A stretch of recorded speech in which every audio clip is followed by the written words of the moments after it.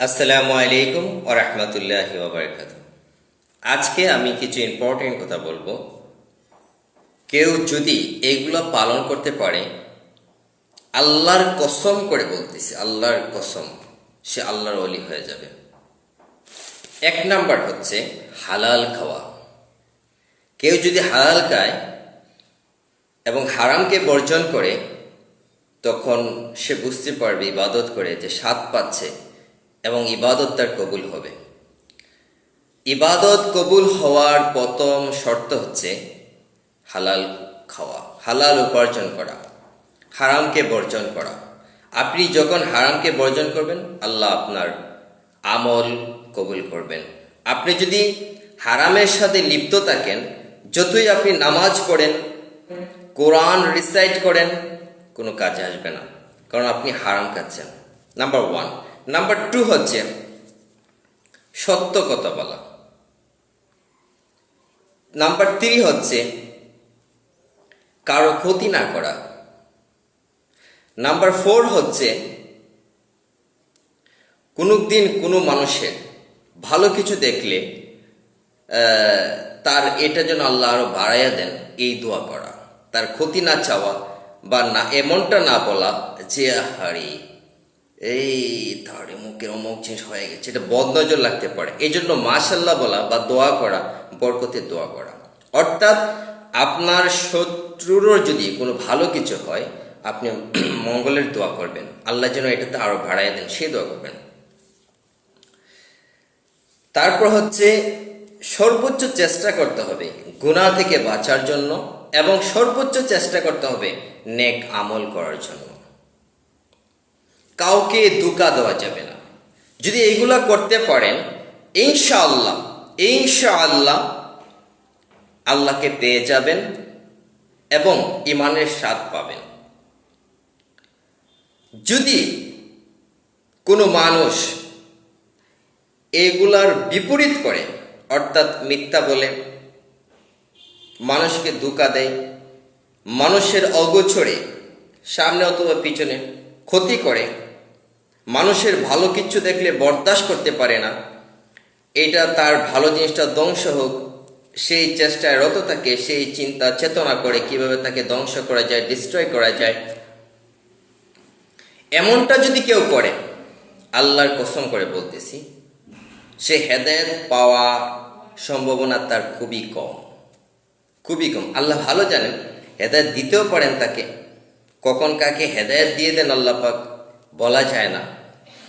কখন কোন সময় মানুষ আল্লাহওয়ালা হয়ে যায়, আল্লাহকে পেয়ে যায়, এরকম অনেক স্টোরি আছে। সো আমি ওইভাবে বলার সাহস রাখি না, তবে না পাওয়ার সম্ভাবনা বেশি। কোনো মানুষ যদি মিথ্যা বলে মানুষের ক্ষতি করে, মানুষের সবসময় খারাপ চায়, শত্রুর এবং তার হিতাকাঙ্ক্ষী যে হোয়াটএভার সবার খারাপ চায়, এমনটা করলে আল্লাহকে পাওয়া যাবে না। এর থেকে বিরত থাকতে হবে এবং কথা এবং কাজে মিল রাখতে হবে। মুখে যা বলবেন তাই করতে হবে।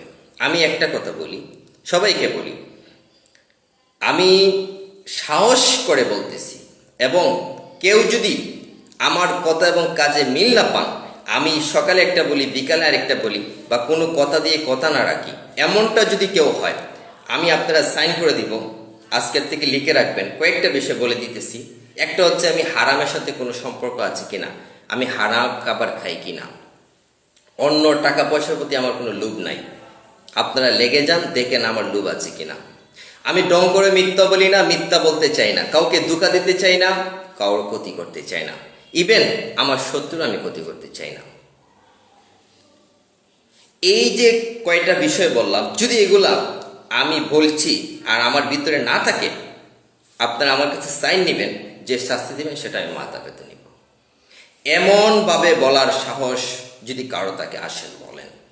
আমি বলতেছি, যদি আমি ডং করে মিথ্যা বলি, কথার কাজে মিল না রাখি, কাউকে ধোঁকা দেই, কোনো মানুষের ক্ষতি চাই, আমি মুসলমান কেন, প্রত্যেকটা ধর্মের মানুষের মঙ্গলকামী হতে চাই, সবাই ভালো চাই। আমি আল্লাহর কাছে এমন দোয়া করি, আল্লাহ পৃথিবীর সবাইকে আপনি মুসলমান বানিয়ে দেন, সবাইকে আপনি জান্নাত দান করেন, কারণ আমার হৃদয়টা প্রশস্ত করতে চাই। এটাকে আমি ছোট করতে চাই না। সবার জন্য আমার হৃদয় যেন প্রশস্ত থাকে। ইভেন আমি মানুষকে বারবার ক্ষমা করে দিই, এবং যখন ক্ষমা করে করে করে করে দেওয়ার পরে স্কিপ করি, আর তার সাথে আমি কোনো করি না। সো এটা ফাইনাল হয় যখন আমি স্কিপ করব, আর কখনো তার সাথে আমার সম্পর্ক রাখবো না। হ্যাঁ, এই যেগুলো বললাম, এগুলো যদি আমার কথার কাছে যদি মিল না থাকে, আমার মধ্যে যদি এগুলো না থাকে, আসেন আজকে থেকে আমাকে পরীক্ষা করেন, আমার পিছে লেগে যান, দেখেন যে আমি যা বললাম এর বাহিরে না এর মধ্যেই আছি, এগুলো আমি পালন করি না মিথ্যা বলেছি। যদি মিথ্যা বলে থাকি, যে শাস্তি দিবেন আমি এটা মাথা পেতে নেব। আমার ভিডিও এটা সাক্ষী। আসুন ফিরে আসি সত্যের দিকে, ধোঁকা ছেড়ে দিই, মিথ্যা ছেড়ে দিই, হালাল উপার্জন করি, প্রত্যেকটা মানুষের ভালো চাই। কেন আমার হৃদয়ে তো সংকীর্ণ থাকবে কেন, ছোট থাকবে কেন? কই আমার নবীজির হৃদয় তো সংকীর্ণ ছিল না, ছোট ছিল না, প্রশস্ত থাকতে হবে। স্টোরি পড়েন নবীজির। সো সবার মঙ্গলকামী হয়ে যান, সবার হিতাকাঙ্ক্ষী হয়ে যান, যে কোনো ধর্মের আদর্শ দেখান, ভালো মানুষ হন।